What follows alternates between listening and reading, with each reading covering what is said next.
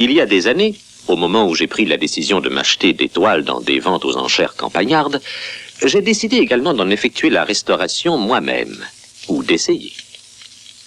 Un beau jour, j'ai acheté une petite peinture, 25 pence seulement, chez un brocanteur suspect de Brighton. Il n'y avait même pas de châssis, c'était tout juste une toile roulée, et j'ai l'impression qu'un cambrioleur avait dû froidement la découper. Je l'ai nettoyée en surface pour commencer, et qu'ai-je trouvé en dessous? Un très beau paysage du peintre Renoir lui-même. Et je dois vous dire que c'est au cours de ces travaux de restauration que m'est venue l'idée de la petite histoire présente.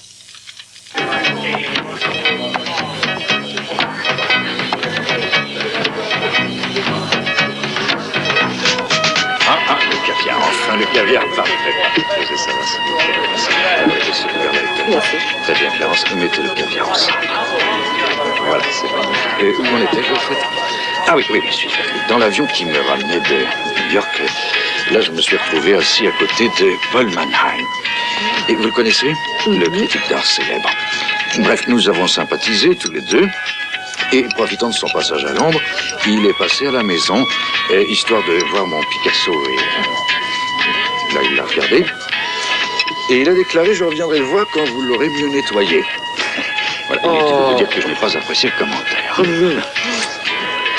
Magnifique, j'adore le caviar. Oh, vous n'êtes pas le vous? seul.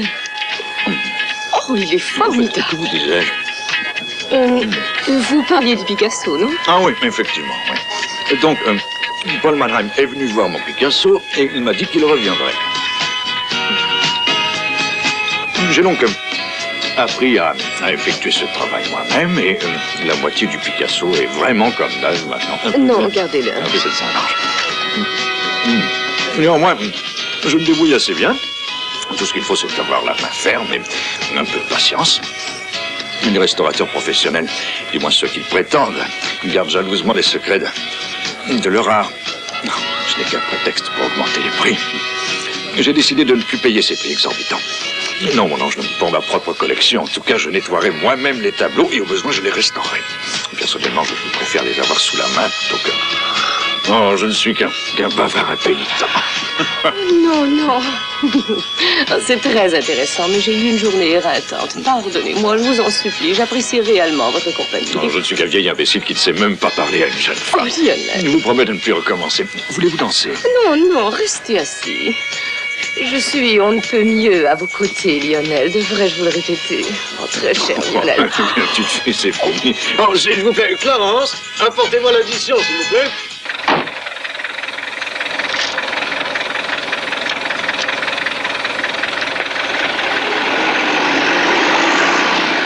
Vendredi. Cela ne tient qu'à vous. Je passerai vous prendre à 8h. Oh, dimanche prochain, et nous sommes invités chez les Mullins, oui. Et vous et moi passerons cette fois encore pour un couple. Peut-être pourrions-nous offrir à mes amis un vrai sujet de conversation. Vendredi. 8h sonnantes.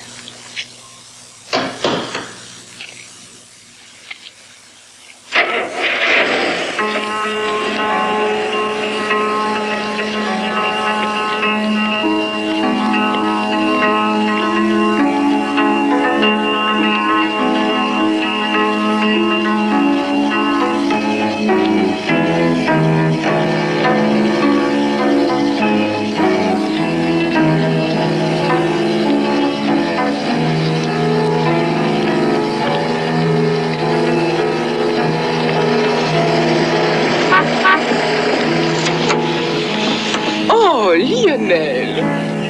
Gladys, quelle heureuse coïncidence! Oh, j'allais le dire, justement. Je peux vous déposer quelque part? Comment osez-vous poser la question? Je vais non seulement vous raccompagner, je vais aussi vous offrir le petit dernier pour la route à mon appartement, d'accord? Non, merci, non, je n'en peux plus. Oh, Lionel, quand allez-vous enfin apprendre à vous abandonner? Oh, bien sûr, je dois admettre que votre côté super gentleman anglais, vos manières si courtoises, sont vraiment irrésistibles, mais n'exagérez pas. Ma première femme disait avoir succombé à mon argent. Oh, Lionel. Mais au fait, vous ne me parlez pas d'une nouveauté? J'y arrive. Alors, que dites-vous de ce portrait en pied, Lionel? Vous savez qu'il a peint, bien entendu. Non. Et vous vous vantez d'être un grand collectionneur. Royden, John Royden, tout le monde en parle, à juste titre. Savez-vous que les gens prennent la peine d'attendre des semaines, des mois pour avoir l'honneur d'être portraituré et ça coûte des milliers de livres? Je trouve qu'il a du génie, pas vous? Parler de génie me semble légèrement exagéré. Oh, prenez la peine de le regarder. Regardez-le en détail. Vous ne trouvez pas le mouvement de la robe joli? Bah, pas tellement. Et venez voir de plus près, Lionel. Je suis sûre que vous serez convaincu.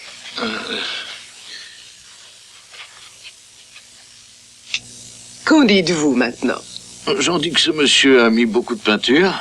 Ça peut peut-être expliquer le prix qu'il demande. Vous vous y connaissez mieux que personne.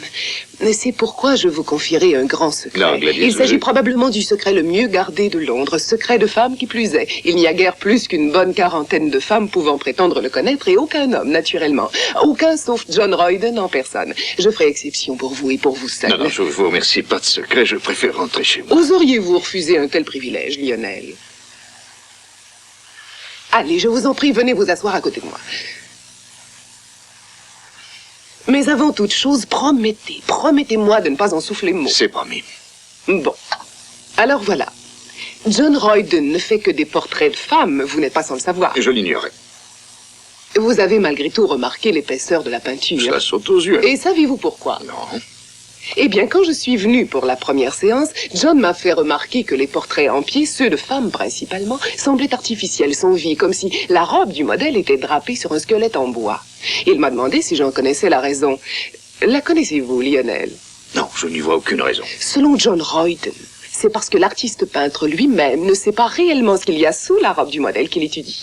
Il s'agit sans conteste d'une approche nouvelle de la peinture. Laissez-moi terminer. Il a ajouté, c'est la raison pour laquelle je tiens toujours à peindre d'abord les modèles qui viennent me voir, dans leur nudité. Et c'est là que vous êtes parti en claquant la porte. Bon, je vois qu'il n'en a rien été. Bien sûr, voyons, je suis restée. D'abord, il vous peint entièrement nu, ensuite il peint les sous-vêtements que vous avez choisis, et enfin, quand c'est sec, il n'a plus qu'à peindre la robe. Il bâtit son tableau une couche après l'autre. Et personnellement, je pense que cette manière-là s'inspire de Goya. Qui ça? Oui, n'en parlons plus. Oh, je dois cependant vous avouer que j'ai trouvé un certain plaisir à rester assise là au milieu de son atelier sans rien sur moi. Ça me tournait la tête. Certes. Vous ne croyez pas que nous avons tous besoin de ces instants d'extase? En fait, vous allez m'excuser, Gladys, mais ce dont j'ai surtout besoin, c'est d'une bonne et longue nuit de sommeil. Est-ce que vous n'auriez pas aimé être peintre, Lionel? Vous imaginez ce qu'ils doivent s'amuser, ces gens-là? Ah, bien sûr, il y a un côté clinique là-dedans, comme se dévêtir devant le médecin, non? Mais avec vous, Lionel, ce ne serait pas du tout clinique. Je serais prête à poser pour vous, même si vous n'aviez pas de pinceau en main. C'est vrai, je regrette beaucoup. Oh, mais on ne dit pas de regret. Vous me décevez énormément, Lionel. Je suis déçue, surtout après le mal que je me suis donné. J'ai poireauté pendant 1 heure. Pardon? Oh, rien, Lionel. J'entendais par là que j'ai passé toute ma vie dans l'espoir de rencontrer un homme comme vous. Répondez franchement, Lionel. Ne suis-je pas séduisante? Oui, certes, vous l'êtes, Gladys. En fait, il y en a peu qui vous égalent. Vous avez du caractère, un certain genre, dirais-je.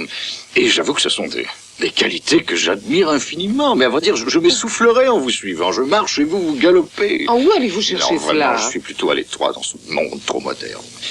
Oh, j'essaie d'y être à l'aise, j'essaie de m'exposer dans les endroits à la mode, j'essaie de danser sur des musiques affolantes, je fréquente Saint-Tropez, les plages de la Côte d'Azur. C'est bête, mais je deviens blanc comme un linge chaque fois que je dois côtoyer des filles à demi nues. Oh.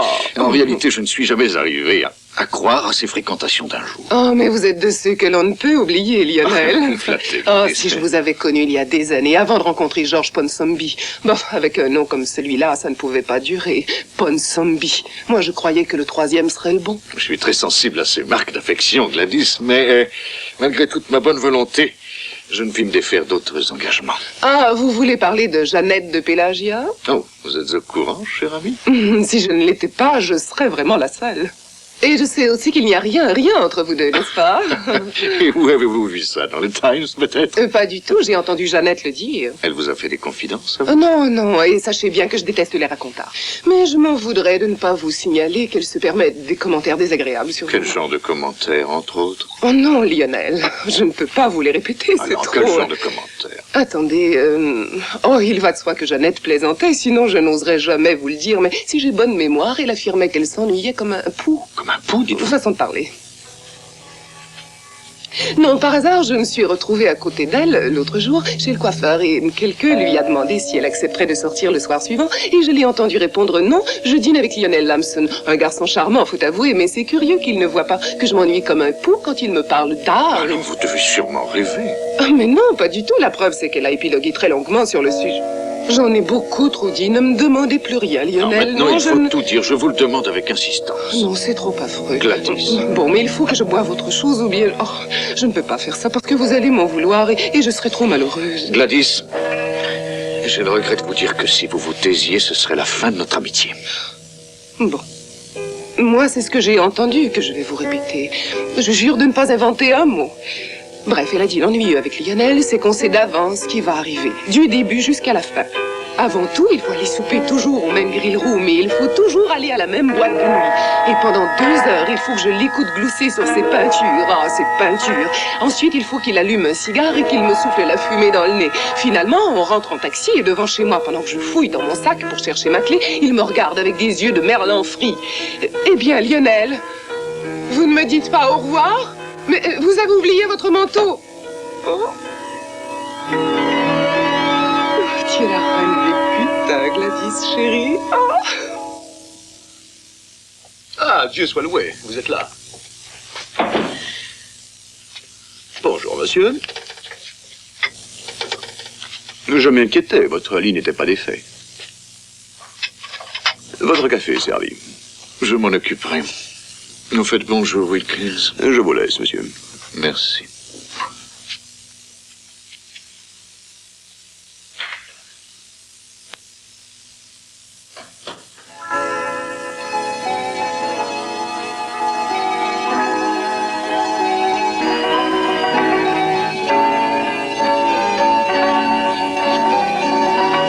Oui, j'aimerais parler à monsieur John Royden. Et dites-lui qu'un client en perspective désire lui parler. Donc je sais bien qu'il ne peint que des femmes, mais justement, c'est à cause de cela que j'appelle.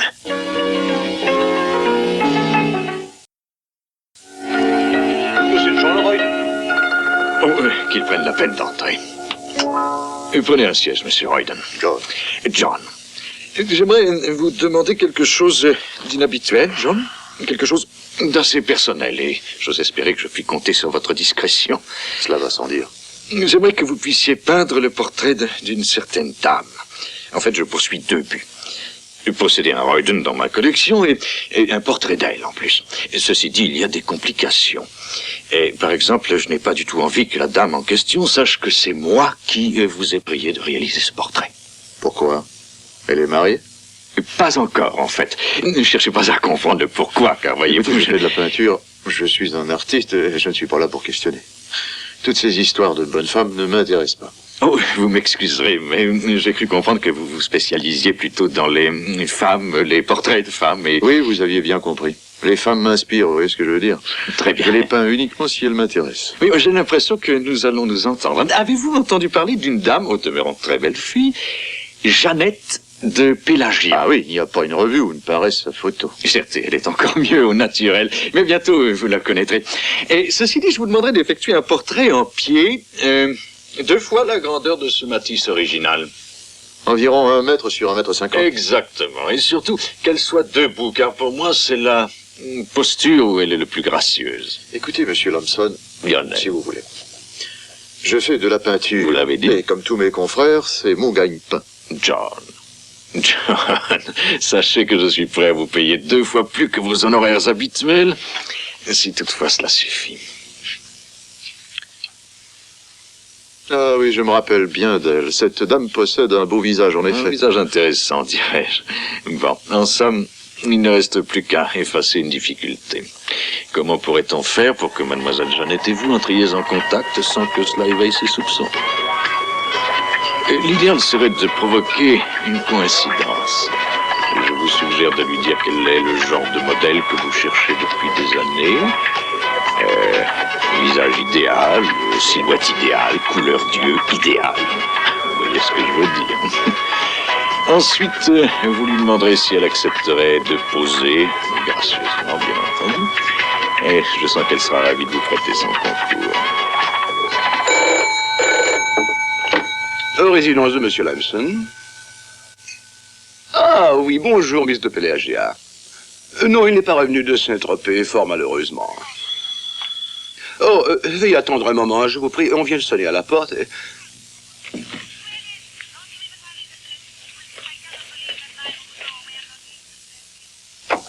Ah, entrez, je vous prie. Veuillez poser cela sur la table. Oh, excusez-moi, chère madame. Bien sûr, dès le retour de monsieur, je serai le premier à vous le faire savoir. Oh, manipulez cela avec soin, surtout. Pardon? Oui, il y a bien longtemps, madame, presque 3 mois. Oui, j'en serais ravi, madame. Oui, je dirai à monsieur que vous avez téléphoné souvent. Entendu, madame. Prenez un télégramme, je vous prie. Sir Lamson, hôtel Byblos, Saint-Tropez. Oui, en France. Ravi de vous revoir, monsieur. Merci, Wilkins. Il est là. Veuillez m'aider. Je vais le mettre sur le chevalet, là. Volontiers. Merci. Doucement. Tournez un peu. Oui, monsieur. J'ai reçu de nombreux messages à votre intention. La marche. Oui, monsieur. Miss de Pélagia a téléphoné à plusieurs reprises. Madame Gladys Ponsonby également. Elle voulait savoir où vous étiez, monsieur. Oh, j'en suis persuadé. J'ai dit dans le sud de la France. Eh bravo, je vous félicite. Merci, monsieur. Oh, Wilkins. Monsieur. Je me propose de travailler ici pendant 2 ou 3 jours dans la solitude absolue, vous entendez? Et vous me déposerez mes repas devant cette porte sur un plateau. Bien, monsieur. Wilkins, et ces instructions peuvent être faites tout de suite. Je vous prierai de le noter. C'est noté.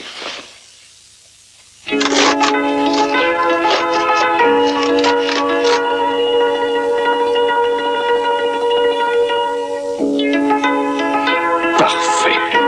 Comme c'est affreux.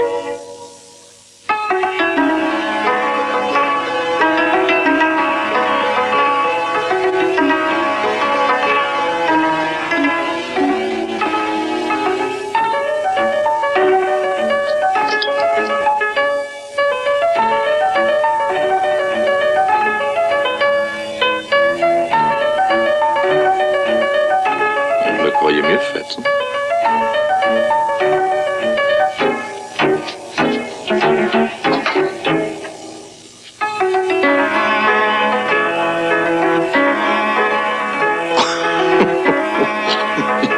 Ils n'ont plus beaucoup de relief.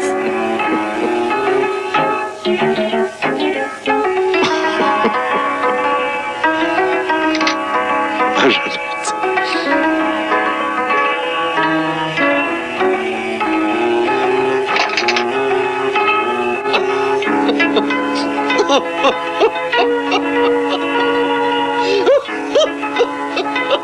Tout va bien, monsieur.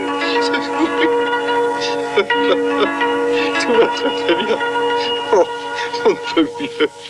Ça n'a jamais été aussi bien, Wilkins. Mardi. Et mardi. Il y a réception ici mardi, Wilkins. Je fais le nécessaire. Oui, oui.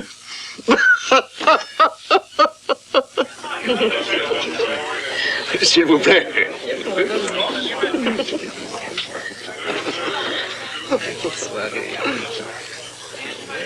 Voilà. J'aimerais que l'on m'accorde un moment d'attention, chers messieurs, dames.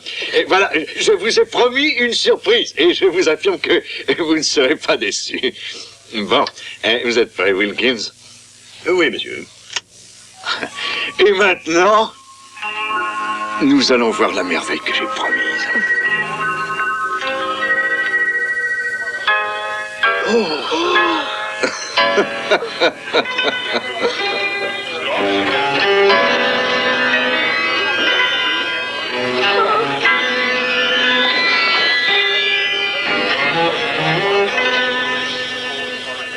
Allez, doucement.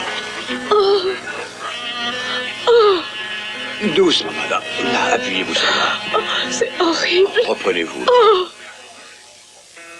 Lionel Lamson, vous n'êtes qu'un polisson. Puisque je suis là, je vous propose de rester près de vous, et avec mes arguments de femme, je vous consolerai.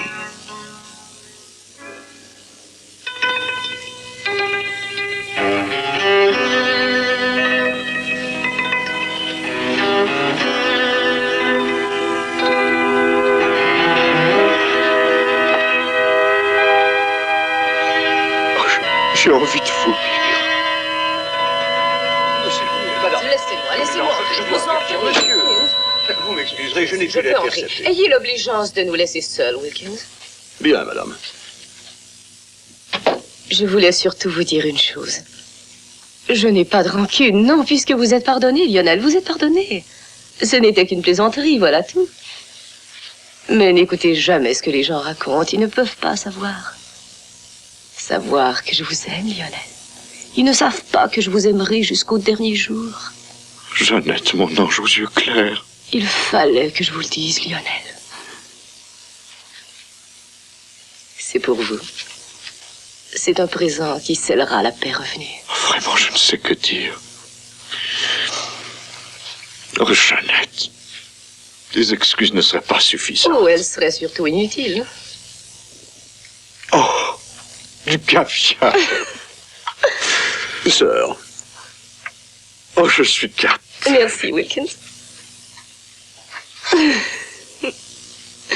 Ce qui importe avant toute chose, Lionel, c'est de retrouver notre vieille amitié.